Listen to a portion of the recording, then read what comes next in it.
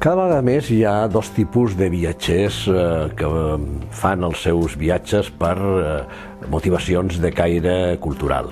D'una banda tenim el turista, el viatger especialista, que està molt interessat en aprofundir els seus coneixements o en veure la realitat tangible d'allò que ha estudiat o que coneix per la literatura o per les revistes com la nostra. També hi ha un altre tipus, sobretot en els últims temps, els últims decennis, de viatger cultural. És el turista que podríem dir pseudocultural, aquell que viatja per cultureta, que vol fer-se una fotografia davant un autorretrat, davant d'algun dels monuments que més li agraden o que més ha sentit parlar d'ells, i d'aquesta manera doncs portar-se un record. Un dels temes que personalment em sembla molt important, i així ho hem tractat a la revista, és el de la reconstrucció de monuments que per qüestions bèl·liques, per un altre tipus de raons, han estat destruïts. Aquestes reconstruccions de vegades es fan d'una manera que pot semblar enganyosa per les persones que els visiten. I en canvi d'altres, podríem posar exemples, podríem posar, per exemple, a la ciutat de Barcelona alguns suposats monuments medievals que en realitat no ho són.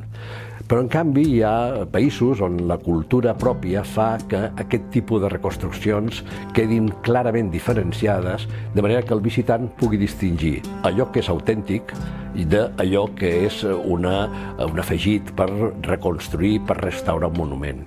Jo parlaria de casos emblemàtics com, per exemple, els d'Alemanya.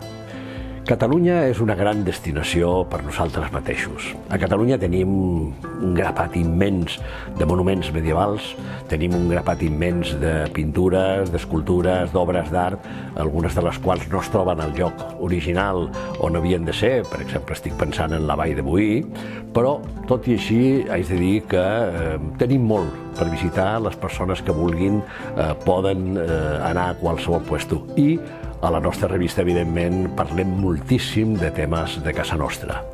Més enllà de casa nostra, també podem parlar de destinacions mítiques, per exemple, Itàlia. A Itàlia hi ha un grapat immens de ciutats que tenen una gran riquesa medieval, una riquesa fantàstica en monuments, en catedrals, en edificis civils i també en escultura i arquitectura.